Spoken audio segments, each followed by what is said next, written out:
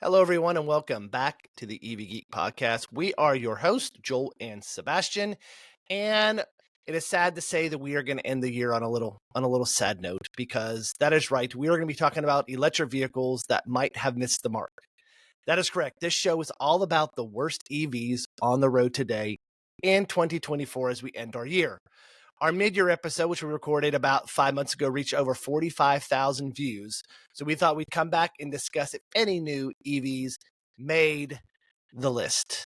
So let's be clear. Sebastian and I are huge EV fans. We own EVs. We will probably always own EVs. But as EV car owners, we have to be critical when a company releases a vehicle that is not ready or just flat out bad. And we have a few of them for you today. We will give you our opinion if it's worth anything. You're more welcome to agree with us or not agree with us about EVs that don't quite live up to the hype and that you might want to avoid. And you just might be surprised of one of those that made the list. So let's plug in and get started.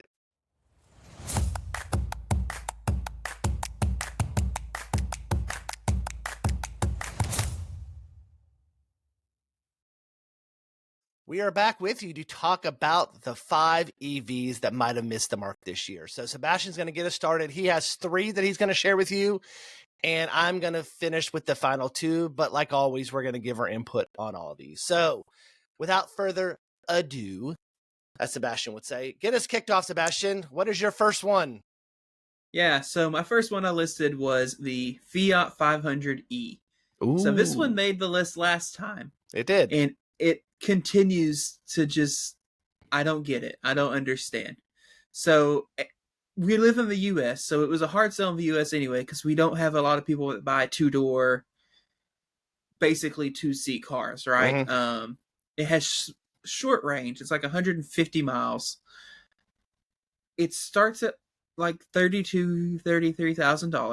Mm-hmm. There's no tax credit. None of that. The sales of them have been so slow that they've stopped and started production like 17 times this year. Not actually 17, but it's been multiple times. And I don't get it. I don't get this car. I don't understand why it's $32,000, or $33,000 for like $2,000 or $3,000 more. You can get a Model 3 long range. Get an Equinox after tax credit, or you could get an Equinox, or you could get so many an EX30, or if that ever actually comes out. If that ever actually comes out, or yeah. Yeah, there's just so many Kia Niro. options. Yep, I mean, there's so many other options out there for it. So yeah, I don't know why you would pick one of these unless you just really, really wanted the Fiat 500 form factor, right? Yep. I don't know. I don't get it. So Fiat does have kind of a loyal following out there. So I could see someone who just follows Fiats and like these cars, or maybe we're fans of Mini Coopers, going to this car. But for the U.S., if we have European listeners on our show, which according to our stats, we have some European listeners on our show, this make sense over there because, people in Europe don't travel cross country in their cars like we do over here. They take the train. There's alternate forms of transportation. But totally agree with you. For us in the U.S., this car makes 0 sense. 0 cents at all. You could buy, if you're buying a car just for city driving, there's other options out there that would be better for you and work a whole lot well. Right. Yeah. Moving on. This next one is new to our list. It's the Dodge Charger Daytona.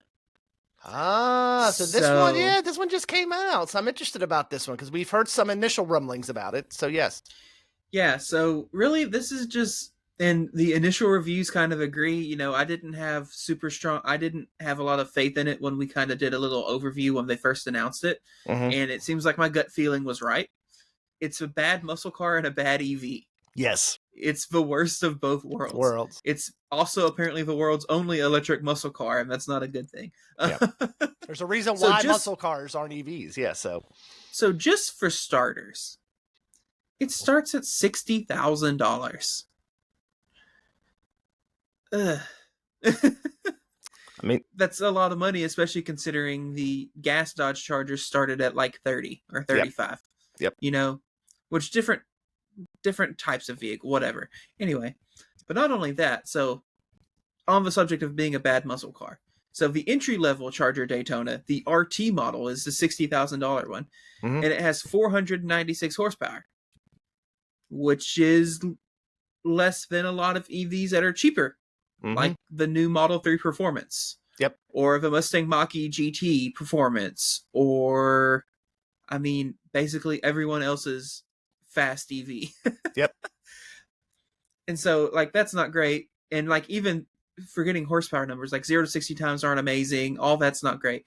And then the actual go fast charger EV, the Daytona Scat Pack, has 670 horsepower and starts at $73,000, which is pretty close to new Model S money. Model S is 74.9. Yep. Or used Model S Plaid money. Yep. And I don't get it. Like, the pricing doesn't make sense. And then it's also bad at being an EV. Yep. It has apparently abysmal route planning in the sense of it doesn't route plan. It tries to, but it doesn't. The EV powertrain components are tuned horribly. The one pedal driving is awful. Apparently, like, there's a lot of motor jerk, and like it feels like the whole car shifts when you come on and off the gas, stuff like that. And then just little things like the range is low considering the size of the battery. So the EPA rating for this vehicle is somewhere, also a gigantic discrepancy, is somewhere between 216 and 308 miles depending on what configuration you get. And it has a 100 kilowatt hour battery pack. So zero efficiency on this car. So at best you get 3.18 miles to kilowatt hour. At best, yes. At worst you get 2.16 depending on config. Now we're down into like F-150 range with that. Yeah, so, yeah. It's just, yeah. I don't get it. I don't understand. I don't know how this is the first EV other than the 500e that Stellantis is launching in the US, and how this is what they did. You know? Yeah, and again, I don't like the 500e. I don't understand the market for this car. Because when you think about your typical Dodge Charger owner or Dodge Challenger owner, they're not EV people. Yep. And they may never be. And your typical EV person is not a Dodge Charger or Dodge Challenger owner. So who were they even trying to design this car for? Did they think that putting an 800-watt speaker on the outside of the car was all it would take to convert these gas charger Challenger owners? I don't know. But apparently also that system sucks too. Yeah. That's what I've been hearing. It apparently doesn't have it doesn't do kind of like they showed in the demos where it does a lot of the rev up, rev down. It apparently just sounds like it's sitting at the same volume all the time and like the same RPM range and everything. And it's like, what's the point? Yeah, I don't get it. I had the same initial thought to you too. A couple months ago, we kind of did our first look at what was coming. Nothing seemed outstanding about this car. And I get what you say when you say muscle car people aren't going to buy it. That's correct. Most people who own a Mach-E are not former Mustang ICE owners. They're not. I mean, I don't know very many people who had a Mustang GT gas power car and then bought a Mustang, GT EV. That's not the same customer you're trying to court. And actually, the muscle car people is probably going to be one of the last groups that are going to convert to EVs. And if they do, they would buy like a Corvette EV if they had the choice or something like that. So yeah, I'm not sure what they're doing with this car either. Totally agree with you. I don't know what Stellantis is doing. I mean, the first two cars on our list are Stellantis. We could probably add more on there if we wanted to. I mean, they just haven't figured out this EV stuff, and they need to. They're in trouble. I mean, we're not hearing good news from Stellantis right now. New CEO and everything. They got to figure this out because that's the way the markets go, not just here, but all over the world. So yeah, totally agree with you on this one. It looks cool, but that's probably where it stops. Yeah. And I mean, and it does allegedly have like one or two good qualities. Apparently it rides really well at 70 miles an hour. Yeah. Not below 70 miles an hour, but apparently just cruising on the interstate, it's not terrible. Yep. As long as you have the fake engine noise off. Yeah. And you're on good pavement. But a lot of the EVs we've driven in the last, a lot of the EVs that we've driven in the past 2 or 3 months that we reviewed all did pretty well at 70. They all sounded good at 70 miles an hour. So it's not like it's, this is something new. I mean, we've driven other EVs that sounded quiet as a mouse at that speed. So nothing new there. Yep. Yeah. And so my last one for my list was also on our previous video. And I bring it back up because so many people, I found out this car has a weird fan base. Yes, it does. There's some hard die people out there who we'll get into it more as I talk in a minute. Yeah. But so the final car I listed was the BZ4X Solterra RZ trio trifecta. Yep. And so many people on that last video were like, "Oh, you're wrong," or "Oh, they fixed it for 2024," or blah blah blah blah blah. And then they're telling me when we were citing our sources the whole time. And so, okay, so they fixed it. That's what they claim. So let's just go over what the original complaints were, right? So, yeah. Because really, it's does so many things. It gets so close to being good, but then Toyota has gone and royally messed up like essential EV stuff. Stuff they should get right. They should get it right. Yeah, they have the know-how to get it right. Yeah. The DC fast charging performance is like one of the biggest gripes that people have with it. Owners report never seeing speeds above 50 kilowatt, limiting the number of DC fast charge sessions you can head to in a day. So previously it was 2 sessions per day before they would start limiting speeds, and they would limit speeds down to like 13 kilowatts. Yeah, like level 2 charging, home charging speeds, yes. And the pricing started at like $44,000. So for 2024, allegedly Toyota has fixed some stuff. So I'm going to share my screen for a second. There we go. Share away. Because let's see what Toyota's fixed. So this is the frequently asked questions for the 2024 BZ4X. And we are going to go over here to the charging tab. Yep. And then we are going to come down here and we're going to have to hit load more. And then, are certain charging methods impacted more than others? In order to ensure effective charging and preserve battery health over the life of a vehicle, DC fast charging should be limited to 3 sessions per day, regardless of the weather. After 3 10 to 80% charge sessions, DC fast charging over the next day may take longer and be less effective.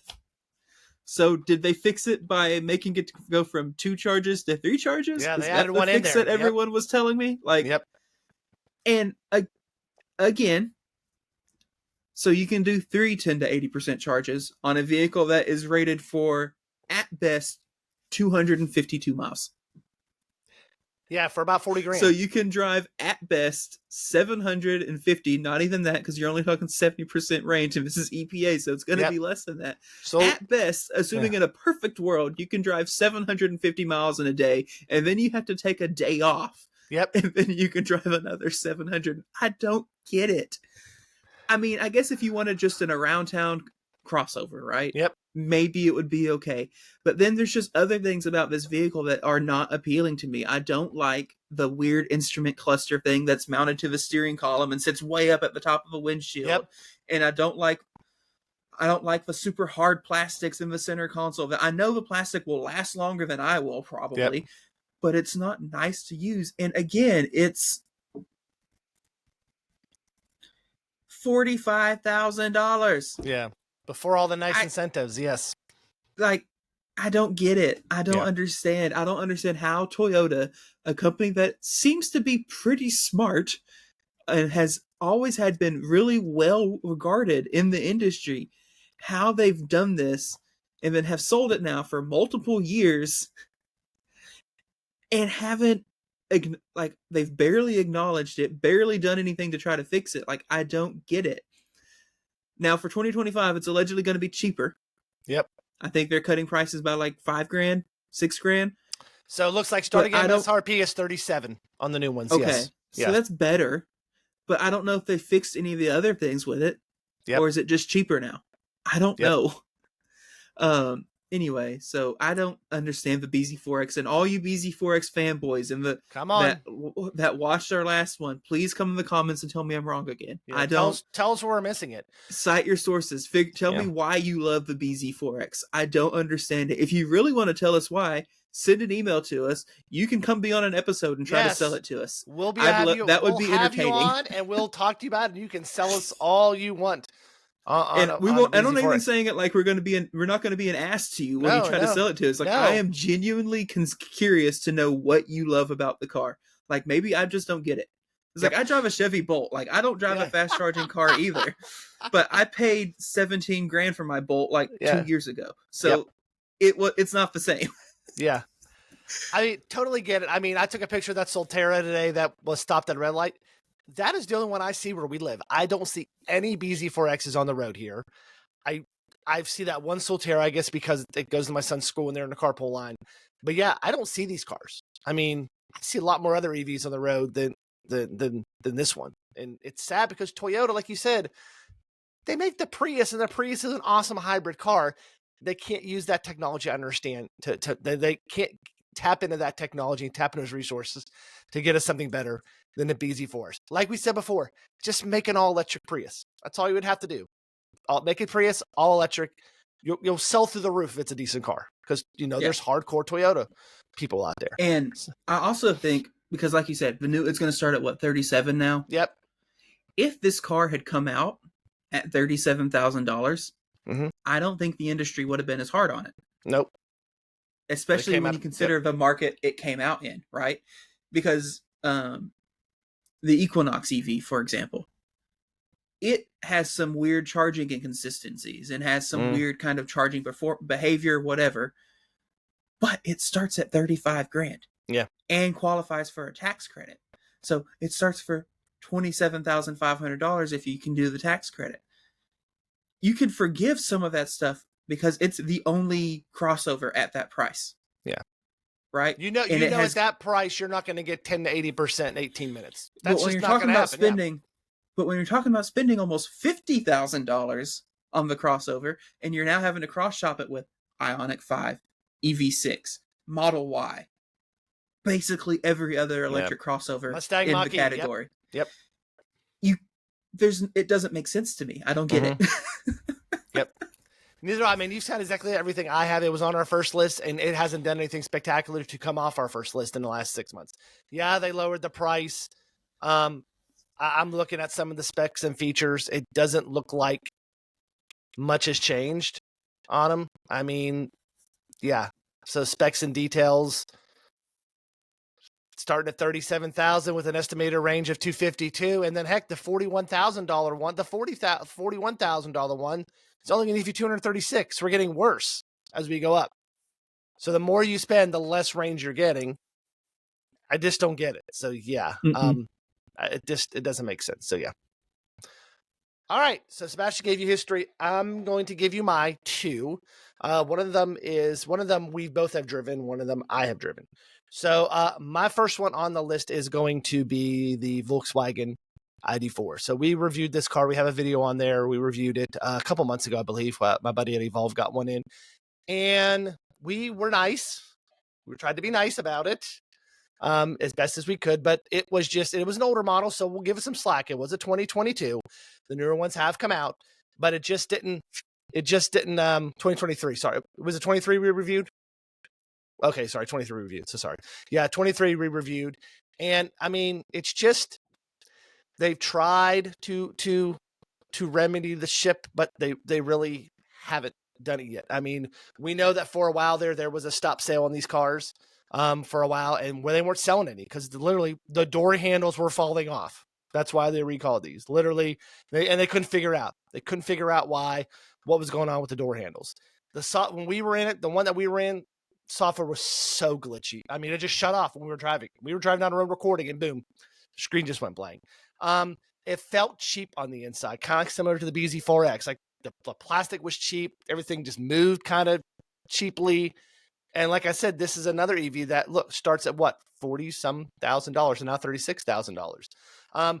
I've read on lots of Reddit posts about warnings about the electrical system software and not a good voice assistance and issues with the welcome screen when you get in. Things that a company like this should have figured out before they released a car. And when I drove it, and you drove it, Sebastian, you can disagree with me. It didn't feel like I was in an EV. It felt like I was in a gas car. The way it drove, the way it took off, the way it started, it felt like I was driving a gas car. It wasn't sporty. I don't remember it being super quiet. But yeah, that's kind of my take on the ID.4. And once again, another company like Volkswagen who really hasn't done much in the US to step up their EV game. Yeah. And so I actually think it's still under a slop sale because I noticed at the top of the page that you were just on, it has a purple banner that says ID.4 inventory is currently unavailable. There we go. So you can't find it at dealerships, but they probably can't sell you one. Yeah. And this has been since September. So now we're talking, 4 months of a stop sale now to figure this out. So they haven't been able to sell any of these. Yeah. Yeah. Yeah, I mean, I largely agree with you. I was willing to give it a chance if we could ever get our hands on a 2024, because I do know they did some refresh and changes for 2024. Mm-hmm. But I don't know. I don't know how much they can change in a mid-cycle refresh that would fix the gripes we had with the car. Yeah, You know, it just I wasn't wasn't good. blown away by the way it drove. I Yep. wasn't blown away by the interior. The software was Yep. like you said, we weren't even doing anything on it, and it just shut down in the middle of the drive. Like, it did some weird stuff, like we would put it in reverse and the cameras wouldn't come up, and Mm-hmm. then you'd put it in drive and then the camera would come up. It's like, well, I don't need it in the drive. Yep. I need it in reverse. And just there was a bunch of quirks and weirdnesses, and there were some rattles, and like it didn't feel good. And then stuff like, you don't get one pedal driving. You can put it in B mode, which will let you regen down to like 3 miles an hour, and then the car just rolls. Yep. You know, you then have to Similar put to your driving a foot gas on car. the. Yep. So Yeah, it just, I agree with you. I don't have any other real notes to add. Yep. This is one Sebastian may, our final one is one Sebastian may agree or disagree with me on. I don't know. I haven't talked about it yet. But our last one, these are in no particular order. I have chosen and we're still going to get so much hate for this. I chose the Tesla Cybertruck. So, Oh, Lord, Joel. I cannot post this. I can't post this on X because we're going to get torn apart. We'll have like 3 followers when we're done. Tesla follower. And I'm a Tesla or owner. 100,000. I don't know. 100,000. Yeah. Blue Sky may have 100,000. X will have 5. So yeah. And I'm a Tesla owner. You've driven Teslas. You love them. I love them. I've had a Model 3. I own a Model Y. Love the software. Love everything about the car. But they hyped this car and it just didn't meet expectations. I mean, we kind of knew what it was going to look like. I mean, you can look here at the screen. You knew what it was going to look like. But there's nothing about this car that is like, wow. Like when we talk about the Sierra EV, you're like, holy cow, huge battery, 400 miles of range. Wow. When you talk about the Lightning, great, comfortable ride, rides like a truck, has all the stuff where we know the VTL. Wow, awesome. And then you get this one, which was supposed to be what, 39,000? Now it's, take off the stupid excluding gas savings cues. Now it's 79,000. You're only getting like 300 and what? I believe it ranges from 320 EPA estimated rating on $80,000 car. Well, I can get that with a Ford, and it's a little bit better ride wise. There's, it's more luxury. It's got the stainless steel panels. You either love it or hate it. We've heard issues with misalignment. We've heard issue with water leaks, wind noise. It just has that stark interior, no frills, and some people like that. I personally, after driving a Tesla, it kind of just gets blah after a while, just looking at that one screen. When you think about charging curve, it doesn't really have an impressive charging curve. I mean, you're going to get only 250 kilowatts to 30%, and that is all. After that, it's a nosedive to where you're only getting 120 kilowatts at 50%. So, I mean, compared with what, with the other EVs are doing, especially trucks, it's a lot higher than that. You're looking at high repair cost, high insurance cost if you want to wrap it because you don't like that color. It's got a lot of blind spots. The stainless steel is horrific to keep clean. Like me and my buddy tried to get those smudges off and couldn't play them. I know for a lot of people, the no CarPlay, no Android Auto is like a game changer.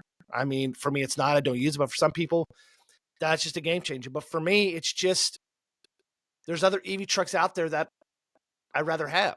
I mean, I would gladly take a Silverado EV or a Ford F-150 or a Rivian R1T over this any day. So it's just, there was a lot of hype and it didn't live up to the hype. So it was supposed to have over 400 miles of range, I think the original one, or something like that, or close to 500, I think. 500, and it comes out with 310. I mean, I can understand if you're 25 or 50 off, but don't say 500 miles of range and we're going to have a model starts at 39,000 and you release it and it's 320 miles of range and the starting price is 80,000. Nowhere in there that's close. I mean, so that's kind of where I'm bummed about. I'll be interested to see what you have to say about it. Yeah, I don't know if I would have put it on my worst list. Then again, I also don't disagree with anything you just said. I think for me, I don't know. There's a lot of stuff that's cool about it, right? Mm-hmm. Yeah. steer-by-wire, having the fully steer-by-wire, like quarter turn, essentially, is lock to lock, rear wheel steering, and yes, the styling and the stainless steel and all that is polarizing for sure, but also it gets looks. Yeah. It's It'll stop traffic. unique. It's, they did something different. I'm not going to fault them for necessarily doing something different, but I don't disagree that the interior is super plain. But then again, it's like almost every other Tesla interior, right? Yep. Get a screen and that's it. Yep. The charging should be better. It should charge better than it does. And allegedly they're going to be unlocking to where it can charge at 500 kilowatts or whatever. But I mean, they did a very recent unlock to up to, what was it, 320 kilowatts or something like that. And it cut like 2 minutes off the charge time, because Tesla charge curves, man, they do that. They hit their peak for like the first 2 minutes of a charge and then just tank off of that. Once you get to 25-30%, it starts tanking. So if you pull in at like 15%, like we normally do on trips, oh wow, look at that, I'm hitting 210, 205, it's great. And then within like 3 or 4 minutes, boom, I'm down to like 150, 140. Yeah. It's just, it doesn't hold that charge curve. It starts out real well, then the bottom just falls out. So but yeah, I don't know. Like I said, I don't know if it would have made my worst EV list. But then again, if I think of all the other EV trucks on the market right now, it would be in last place. Yeah, it would be in last place. So yeah, so I get it. I understand why it's on your list. I mean, we drove a Silverado work truck that I liked. I liked better than the Cybertruck, and it was a work truck. It had no frills to it, Yeah. And we're gonna get to drive a Sierra EV in a couple weeks, and. Probably going to be able to drive an R1T. I got a buddy that's going to let us drive an R1T, so we're going to be able to try all those. And we had an F-150. So, I mean, they all just were better to me. And, I think if you're trying to court the truck owner, Ford and GM and Rivian have done that better than here. Because I don't know a lot of diehard truck people who own the Cybertruck. They're usually people who have a lot of money and decide to get one. So. Yep. So there you have it, folks. Our top 5 EVs to avoid. What do you think? Where did we get it right? And where did we miss the mark? Because I'm sure we're going to hear lots of comments about it. We'd love to hear your comments and thoughts. Don't forget before you leave to subscribe to the channel and tap the notification bell so you get notified when new content comes out. We will see you again on the next episode of the EV Geek podcast. So long, everyone.